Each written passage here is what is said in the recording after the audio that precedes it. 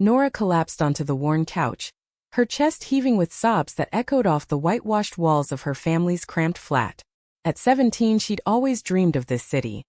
Its flamenco rhythms pulsing through the veins of the Guadalquivir River, its hidden patios bursting with jasmine. But now it felt like a cage, the humid air thick with the scent of impending storm and unspoken truths. She'd loved Nicole since they were 14, stealing glances during siesta breaks in the school courtyard, sharing secrets under the orange trees that lined the Alcazar gardens. But love, in a place where Catholic crosses loomed large and small-town gossip traveled faster than the high-speed trains to Madrid, was a dangerous confession. That afternoon, in the dim light of their senior literature class at Instituto Cervantes, a sprawling sun-baked campus on the outskirts of Seville, Nora had finally mustered the courage. The teacher, Señora Ruiz, had assigned a poetry reading on themes of identity, and Nora's voice had trembled as she recited a verse she'd written herself. In the quiet folds of my soul, a girl blooms for another girl, petals soft against the thorns of the world. The room had fallen silent at first, a held breath, before erupting into a chorus of snickers and gasps. Nicole, seated 2 rows back with her perfect posture and that effortless smile that lit up Nora's world, had been the first to laugh, a sharp, disbelieving bark that shattered everything. "Why would you say that?" Nicole had whispered later, cornering Nora in the hallway lined with faded posters of Lorca and Garcia Marquez. Her dark eyes, usually so warm like the espresso they shared at Café de la Luna, now flickered with something colder, fear, maybe, or disgust. "You're ruining us, Nora. People talk. My parents. God, what will they think?" Nora had reached for her hand, the one that had brushed hers so many times in stolen moments by the river, but Nicole yanked away, her voice dropping to a venomous hiss. "Just stop. Pretend it didn't happen." But it had happened, and the fallout was swift. By lunch, the entire class knew. Texts buzzing like angry hornets, Instagram stories cropping up with rainbow emojis crossed out in red. Nora spent the period hiding in the girls' bathroom, the porcelain cool against her forehead as she dry-heaved into the sink. When the final bell rang, she bolted, the note burning a hole in her pocket. A single page, folded tight, inked with words she'd poured out like blood from a fresh wound. It wasn't for Nicole, not directly. It was for all of them, the class that had feasted on her vulnerability like vultures on roadkill. Back home, the apartment was empty. Her mother, a widowed flamenco dancer with calloused hands and a voice like aged sherry, was rehearsing at the tablao down the street. Nora's father had left years ago for a job in Barcelona, chasing dreams of stability that never materialized, leaving behind only faded photos and a guitar gathering dust in the corner. She unfolded the note on the coffee table, her handwriting shaky but resolute. "You think you know pain? Watch mine bloom in the silence you forced. Forgive? Maybe. Forget? Never. But remember this. Love isn't a sin, hate is." She sealed it in an envelope addressed to the class group chat admin, her fingers trembling as she hit send on her phone. Then the real unraveling began. The next morning dawned sticky and unforgiving, the sun clawing its way over the Sierra Norte mountains like an accusation. Nora dragged herself to school, her sneakers scuffing against the cobblestones of Calle Batiste, where vendors hawked churros and the river murmured secrets to the bridges. She half expected the gates of Instituto Cervantes to be barred against her, but they swung open as usual, the courtyard alive with the chatter of students clustering like grapes on the vine. Heads turned as she passed, subtle at first, then overt stares that prickled her skin like nettles. In homeroom, the air was thicker than the fog rolling in from the Atlantic. Señora Ruiz, with her silver-streaked bun and glasses perched on the tip of her nose, cleared her throat awkwardly as the class settled. "Nora Mejia, we're all here to support you," she said, her Andalusian accent softening the words like honey in tea. But Nora saw the flicker in her eyes, the pity, the discomfort. The class shifted uneasily, notebooks flipping open with forced nonchalance. Nicole wasn't there. Her desk, 3rd row by the window overlooking the olive groves, sat empty, a ghost of gel pens and doodled hearts. Whispers rippled. "She's sick," someone murmured. "Guilt probably," another shot back. Nora's stomach twisted. Part of her ached for Nicole's presence, that familiar scent of vanilla and salt from the beaches of Huelva where they'd spent summers building sandcastles of what-ifs. The note had landed like a grenade in the group chat at midnight, pinging notifications across Seville's west side. By dawn, screenshots were everywhere. Classmates dissecting it in hushed tones over cortados at the corner panaderia. "It's dramatic," scoffed Javier, the soccer captain with his gelled hair and perpetual smirk. "She's just fishing for attention." But Elena, the quiet artist with paint-stained fingers, had lingered over the words, her brow furrowing. What if it's real? What if we pushed her too far? As the day wore on, the cracks began to show. In math during a break, a crumpled paper ball sailed across the room, landing at Nora's feet. She unfolded it expecting cruelty, a caricature perhaps, but instead found a scrawled apology. "I'm sorry. M." From Miguel, the boy who'd led the laughter the day before. She glanced up, meeting his downcast eyes, and something shifted, a tiny fracture in the wall of isolation. Lunch was the battlefield. The courtyard, with its terracotta tiles and potted geraniums, buzzed under the relentless sun. Nora claimed her usual spot by the fountain, the water's trickle a meager shield against the stairs. But today, no one sat at the far tables whispering. Instead, a few drifted closer. Hannah, the exchange student from Tokyo with her straight black bob and curious gaze, slid onto the bench opposite. "Your poem yesterday. It was beautiful," she said softly, her Spanish accented but sincere. "Like Mishima but braver." Nora blinked, tears pricking unexpectedly. "You don't think it's wrong?" Hannah shrugged, popping an olive into her mouth. "Love's not wrong. Hiding it is." Word spread and soon Elena joined, sketching idly on a napkin. A delicate outline of two hands intertwined against a sunset over the Giralda Tower. "I read your note," she admitted, cheeks flushing. "It made me think about my sister. She left Seville last year because of stuff like this. We didn't fight for her." By the time the bell rang, a small circle had formed, 6, maybe 7 classmates, their voices overlapping in tentative bridges. Javier hung back, arms crossed, but even he muttered, "Didn't mean to be a dick about it." Nicole returned that afternoon, slipping into literature class like a shadow at dusk. Her sundress hung looser on her frame, as if the night had hollowed her out, and dark circles underscored her eyes.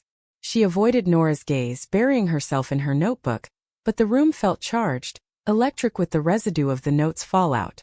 Señora Ruiz launched into a discussion on empathy in modern Spanish lit, her chalk tapping the board like a metronome. Federico Garcia Marquez wrote of loves that defy society, solitude in 100 years, no? But what of the solitude we impose? Eyes darted to Nora, then away. When the teacher called on volunteers to share responses to the note, yes, she'd printed copies for reflection. The class erupted. "I felt like shit," Javier blurted, surprising everyone. "My uncle's gay, moved to Madrid cause of family crap." Laughed cause. "I don't know, scared it'd stick to me." Hannah nodded. "In Japan it's hidden too. Your words, they're a light." Nicole's pen froze mid-stroke. When her turn came, the room held its breath. She looked up slowly, her brown eyes locking onto Nora's for the first time that day, raw, stripped bare. I was terrified," she whispered, voice cracking like dry earth underfoot. "Not of you, but of losing everything. My parents, the church group, this stupid perfect life."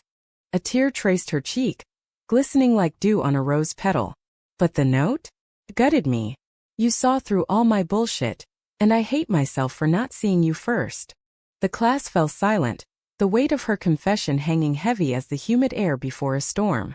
Nora's heart pounded. A mix of fury and longing, the kind that twists like the branches of an ancient fig tree. She wanted to scream, to demand why, but instead she nodded, just once. A fragile olive branch extended across the chasm. That evening, as the sun dipped behind the cathedral's spires, painting the sky in strokes of ochre and indigo, Nora walked the labyrinthine alleys of Triana alone. The note had been her Hail Mary, a desperate bid for humanity in a sea of judgment. But as fireflies began their dance along the riverbank, rare summer visitors flickering like stars fallen to earth, she wondered if redemption was possible, or if some wounds scarred too deep to heal. Little did she know the real storm was brewing, not in the skies, but in the fragile heart of the girl who'd broken hers. The days blurred into a tentative truce, The courtyard at Instituto Cervantes transforming from a coliseum of cruelty into a neutral ground where apologies bloomed like the bougainvillea climbing the school's arched doorways. Nora moved through it all with cautious grace, her auburn curls tied back in a loose knot, green eyes scanning for traps even as smiles tentatively returned. Classmates who once averted their gaze now nodded in passing. Javier even offered her a seat at his table during a group project on Andalusian folklore. His usual bravado softened to something almost gentle. But Nicole hovered on the periphery, a ghost in sundresses of pale blue and lemon yellow, her laughter forced when it came at all. They'd shared orbits before. Late-night study sessions in the library's alcove, where the scent of old books mingled with the espresso from her thermos, weekends wandering the Mercado de Triana, haggling over spices and stealing bites of gazpacho from the same spoon. Now the space between them yawned like the dry riverbeds in August, a vast, aching nothing. One sweltering Thursday, after a particularly grueling PE class on the dusty field edged by cypress trees, Nora lingered in the locker room, toweling sweat from her neck. The room echoed with the chatter of girls changing, a symphony of zippers and giggles, but she felt exposed, as if her skin bore the brand of her confession. Footsteps approached, soft, hesitant, and there was Nicole, leaning against the lockers in her gym shorts and tank, black hair damp and clinging to her shoulders. "Can we talk?" Nicole's voice was barely above the drip of the faulty showerhead. Her olive skin flushed not just from the heat. Nora's pulse quickened, a bird trapped in her ribcage. "Here? Now?" Nicole glanced at the empty benches, the other girls having filed out to the snack cart. "Please. I can't keep doing this." They slipped out to the shaded patio behind the gym, where lemon trees heavy with fruit cast dappled patterns on the flagstones. The air hummed with cicadas, a relentless underscore to the tension coiling between them. Nora leaned against the stucco wall, arms crossed like armor. "What do you want, Nick? Another apology? Or just to make sure I'm still playing pretend?" Nicole winced, her sharp cheekbones catching the light like sculpted marble. "It's not that simple. My parents, they found out. From the chat, I guess. Dad quoted Leviticus at dinner, eyes like thunderclouds over the Atlantic. Mom just cried, said I'd be confused too if I hung around you." She swallowed hard, fingers twisting the hem of her shirt. "I told them it was bullshit. That you're the bravest person I know." Nora's breath caught, the words a lifeline tossed into turbulent waters. "And what about you? What do you believe?" Nicole stepped closer. Close enough that Nora could smell the citrus shampoo in her hair, the faint salt of her skin. "I believe. I've been in love with you since that stupid school trip to Rhonda, when you sketched the bridge at sunset and called it a scar on the sky. I was too scared to say it. Still am." Her hand trembled as she reached out, brushing Nora's knuckles electric, a spark jumping the gap. For a moment time suspended, the world narrowing to the press of fingertips, the shared inhale that tasted of possibility. Nora's resolve cracked. She turned her palm up, lacing their fingers, the gesture intimate as a vow whispered in a confessional. "Then why the laugh? Why the push?" "Because I'm weak," Nicole admitted, tears spilling now, tracing paths down her cheeks. "But your note, it woke me up. Showed me the monster I'd become." They stood there until the warning bell clanged, hands clasped like anchors in a gale, the first threads of forgiveness weaving through the hurt. That night, Nora lay awake in her narrow bed, the ceiling fan whirring lazily overhead, replaying the moment. Love, she'd learned, wasn't a straight path down the Ramblas. It twisted through betrayal's thorns, emerging scarred but alive. The fragile peace held through Semana Santa, when Seville draped itself in purple veils and incense, processions of hooded penitents parading through streets alive with saetas, raw, soulful cries from balconies. Nora and Nicole fell into old rhythms, cautious at first. Shared glances across the classroom, notes passed under desks with doodles of intertwined initials.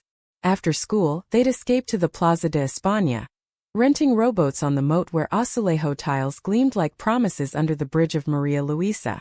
One twilight evening, as the canals reflected the dying light in ripples of rose and gold, Nicole rowed them to the center, her arms strong from years of dance classes. "Remember when we were kids pretending we were explorers?" she asked, oars dipping silently. "You always said we'd find a hidden island just for us." Nora smiled, trailing fingers in the water, cool as forgiveness. We did. It's here in the quiet. Their first real kiss happened then, unscripted and soft, a brush of lips tentative as a prayer, tasting of oranges and unspoken fears. No fireworks, no cinematic swell of music, just the steady lap of water against wood, the world holding its breath. It was enough, more than enough, to stitch the first seams of healing. But betrayal, like the Sirocco winds from Africa, doesn't yield easily. It was Elena who shattered the idol, bursting into the literature circle one humid Monday with wide eyes and a phone clutched like a talisman. "You guys see this?" she gasped, shoving the screen under Nora's nose. A group chat. Not theirs, but a splinter one Nora hadn't been looped into since the fallout. Screenshots of old messages twisted out of context. Her poem, Nicole's hesitant defense from weeks ago. Even a blurry photo from the Plaza de España. Their hands visible in the frame. The caption. Guess who's playing both sides? Fake Eli Triana traitor. Nora's blood ran cold, the courtyard spinning. Who posted? Anonymous, Elena said, but her gaze flicked to Javier, who shifted uncomfortably nearby. But rumors say it was payback for calling him out last week. Javier? The boy who'd apologized, who'd shared stories of his uncle. Nora's stomach roiled, the betrayal a fresh blade sharper, because it came from someone who'd tasted remorse and spat it back. Worse was Nicole's reaction. When Nora confronted her after class, voice shaking in the empty hallway lined with lockers dented like battle scars, Nicole's face crumpled. "I didn't know," she pleaded, backing against the wall. "But, God, Nora, what if it's true? What if they're right and I'm just pretending?" The words landed like stones in still water, rippling doubt through Nora's fragile trust. "So that's it? One leak and you fold? After everything? I don't know how to fight this," Nicole cried, her voice echoing off the tiles. "My family's already watching me like I'm contaminated. The church youth group, they pulled me aside yesterday, praying over me like I'm possessed." Nora's heart fractured anew, but fury lent her steel. "Then fight for us. Or let me go for real this time." She walked away, the slam of the school gate behind her a punctuation to their unraveling. That night, alone in the apartment with the rain pattering against the shutters like accusatory fingers, Nora penned another note. Not for the class but for herself. Words of resolve of a girl reclaiming her spine. Betrayal is the shadow of love. Step into the light anyway. The class, sensing the schism, fractured too. Hannah and Elena rallied around Nora, organizing an impromptu poetry slam in the courtyard during lunch. Verses on resilience, on loving fiercely in a world that flinches. Javier, face ashen, approached her under the olive tree, hands shoved deep in his pockets.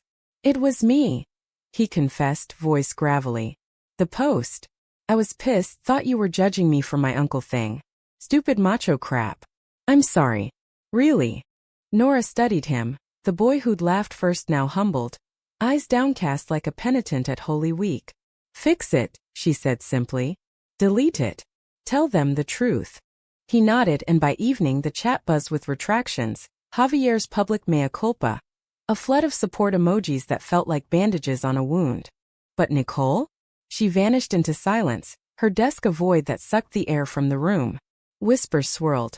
Family trip to her abuela's in Córdoba, or worse, sent away to a reorientation camp her father had muttered about. Nora ached with it, the absence a hollow in her chest, but she pressed on, finding solace in the unexpected. Hannah's quiet companionship, Elena's art sessions in her cluttered studio overlooking the river, where they'd paint murals of defiant women with eyes like storm clouds.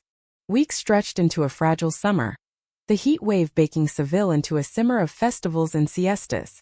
Nora threw herself into flamenco lessons with her mother. The click of heels on wood, a rhythm of rebirth, each zapateado stamping out the echoes of hurt. "Ay, mi Nina," her mother would say, wiping sweat from her brow after a particularly fierce routine.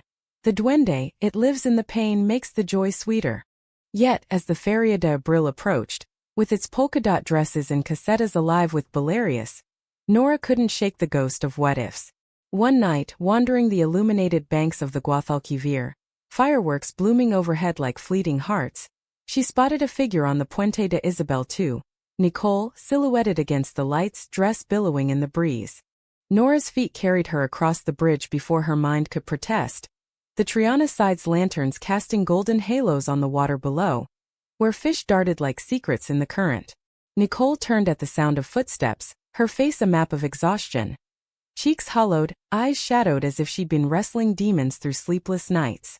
The black hair, once so meticulously tended, hung loose and wild, framing features sharpened by loss. "You're back," Nora said, the words tumbling out neutral, a shield against the torrent inside. Nicole nodded, gripping the iron railing until her knuckles blanched. Couldn't stay away. Cordoba was suffocating. Abuela tried, her stories of the old days, women loving in the shadows of the Alhambra, but Dad's calls, the lectures. I broke Nora. Told them I'm done pretending. The admission hung between them, fragile as the paper lanterns floating downstream from some lover's rite. Nora's throat tightened. She wanted to bridge the gap, to pull Nicole into the circle of her arms and let the river witness their mending. But betrayal's echo lingered, a low hum beneath the distant strum of guitars from a nearby bar. And now? What happens when the fireworks fade, and it's just us against the tide? Nicole's laugh was bitter, wind-whipped. I don't know. But I came back for you. To fight, like you said. She stepped closer, the space between them shrinking to inches, charged with the scent of rain-damp stone and her familiar vanilla. That kiss in the boat. It wasn't pretend. It was the truest thing I've ever felt. Nora searched her eyes, those deep brown pools reflecting the city's lights like stars in a well. Vulnerability stared back. No masks, no deflections. Slowly, Nora extended her hand, palm up in invitation. Nicole took it, their fingers intertwining with a sigh that seemed to exhale the weight of months. They stood there as the finale erupted, bursts of crimson and sapphire painting the sky, the crowd on the banks cheering in a swell of communal joy. The reconciliation unfolded in whispers and walks, stolen hours pieced together like a mosaic in the Alcazar gardens. Mornings before school, they'd meet at the hidden fountain behind the lion statues, sharing café con leche from a thermos, knees brushing under the tablecloth of dew-kissed grass. Afternoons bled into evenings at the riverside, skipping stones across the water while dissecting dreams, Nora's of studying literature in Granada, Nicole's of choreography in Barcelona, where the sea met the mountains in endless possibility. The class watched, a collective exhale rippling through the halls. Javier, true to his word, not only deleted the post but organized a truth circle. Awkward at first. A mandatory assembly where students shared stories of hidden hurts. Hannah spoke of her cousin's rejection in Kyoto, Elena of her sister's flight to Madrid. Even Senora Ruiz contributed, voice quivering. I lost a friend in the 80s to this town's narrow hearts. We were young in love. She never came back. Nora and Nicole attended together, hands hidden but linked under the desk, a silent pact. The note, the original grenade, had evolved into legend, photocopied and passed like contraband, its words etched into the school's unspoken code. Remember Nora's note. Kids would murmur when gossip turned cruel, a talisman against the old cruelties. Yet, no story of love in Seville's sun-baked embrace unfolds without shadows. The climax crashed in like a Levant wind, fierce and unyielding, 2 weeks before graduation. It started with a phone call, Nora's mother, voice edged with panic, summoning her home from a study session at Nicole's. Your father's coming. From Barcelona. Says it's urgent. He arrived at dusk, suitcase in hand, his once broad frame stooped by years of factory shifts and regret. The apartment, usually a sanctuary of her mother's laughter and the sizzle of tortilla, felt claustrophobic, the air thick with unspoken accusations. Papa sat at the kitchen table, fingers drumming the scarred wood, eyes, Nora's eyes, flicking between his ex-wife and daughter. I've heard things, he rumbled, accent thickened by Catalan beers. About you, Mija. And that girl. It's not right. The church, the family, we can't have this shame. Nora's mother bristled, hands on hips, her dancer's poise unyielding.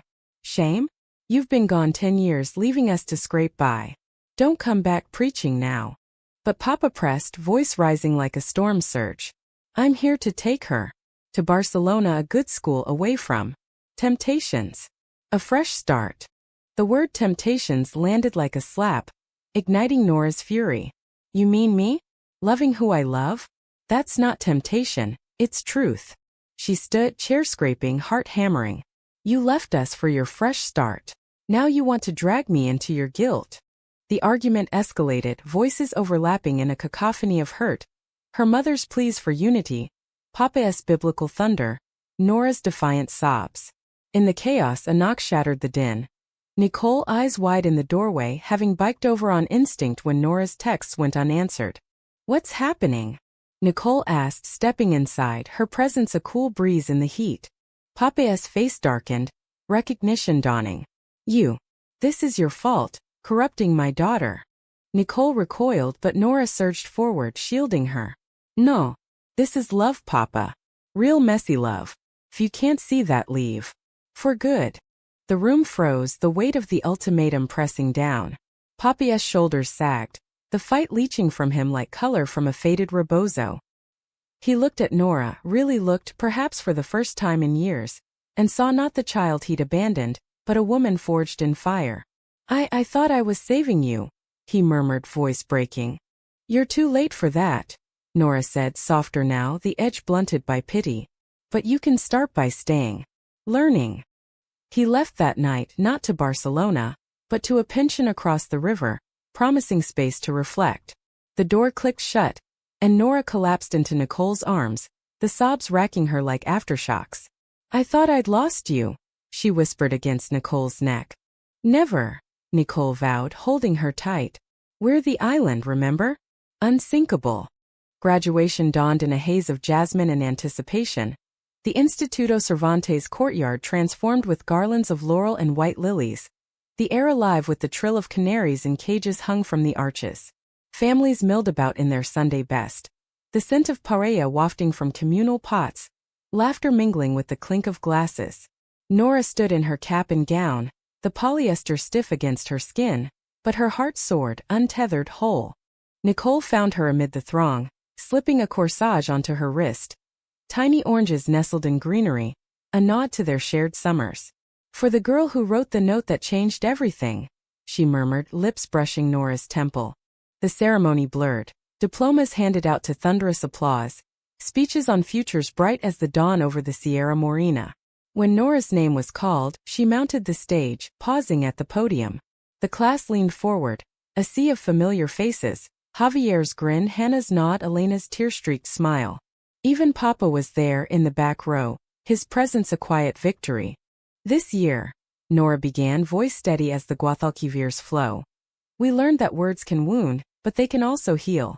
My note wasn't for revenge, it was for us. For the boy hiding his uncle's truth, the girl sketching shadows of loss, the friend who laughed out of fear. Her eyes found Nicole's, shining in the front row. And for the love that dares to bloom, thorns and all. Here's to regrets that teach, and tomorrows we claim together. The applause erupted, a wave crashing over her, but it was Nicole's whoop, fierce, joyous, that anchored her. As they tossed caps skyward, confetti raining like blessings, Nora pulled Nicole aside, into the shade of the olive grove. In Granada? Nora asked, the university acceptance letter crinkling in her pocket. Every weekend, Nicole promised. By train, by heart. And Barcelona after, we'll make our own city. They kissed then, open and unashamed, under the ancient branches that had witnessed generations of secrets. The class cheered from afar, a chorus of acceptance. Even Papa nodded from the edge, a tear tracing his weathered cheek. In the end, the note hadn't just made them regret, it had remade them. From rejection's ashes rose a tapestry of grace. Friendships reforged, families fractured and mended, two girls stepping into the light, hands clasped against the horizon. Seville, with its rivers of gold and streets of song, whispered its approval. A humanistic hymn to love's quiet revolution.